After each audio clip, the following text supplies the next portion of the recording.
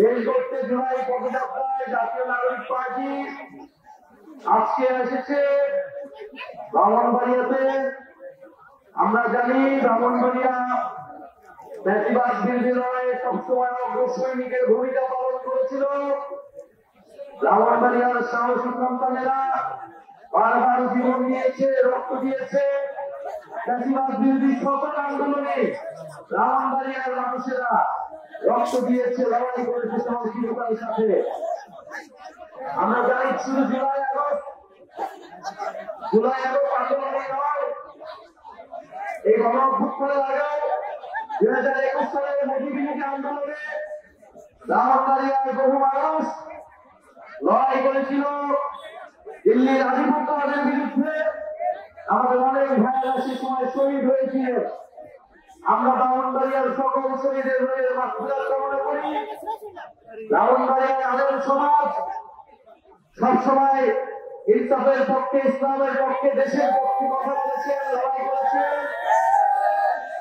আমরা দেখেছি এখানে ব্রাহ্মণবাড়িয়াতে জুলাই আগস্ট অভ্যুত্থানের সময় আমাদের আলেম ভাইয়েরা, ব্রাহ্মণবাড়িয়ার সাহসী নারীরা এবং ব্রাহ্মণবাড়িয়ার তরুণেরা মুক্তি দিয়ে দেশের জন্য লড়াই করেছিলেন।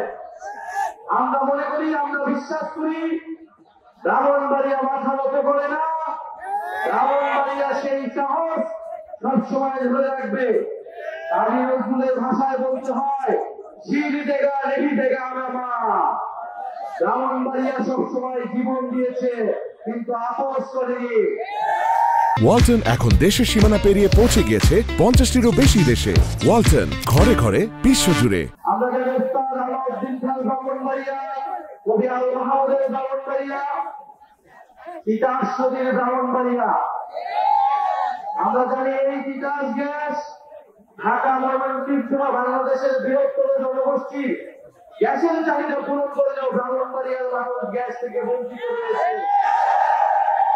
আমরা সেই উন্নয়নের রাষ্ট্র চাই না যেখানে নিজের জনগণ, নিজের এলাকার মানুষ উন্নয়ন থেকে বঞ্চিত হয় এবং শুধু কেন্দ্র সেই উন্নয়ন পায়। আমরা মনে করি উন্নয়ন মানে শুধু ঢাকার উন্নয়ন নয়, বাংলাদেশের প্রত্যেকটি জেলার উন্নয়নের সুষম বন্টন হতে হবে। ব্রাহ্মণবাড়িয়া ফ্যাসিবাদের বিরুদ্ধে, আওয়ামী লীগের বিরুদ্ধে সবসময় লড়াই করেছিল বলে উন্নয়ন থেকে বঞ্চিত করে রাখা হয়েছিল। আওয়ামী লীগের রক্ত চক্ষুষুরে পরিণত হয়েছিল ব্রাহ্মণবাড়িয়া। কেন ব্রাহ্মণবাড়িয়া থেকে বারবার আন্দোলন তৈরি হয়?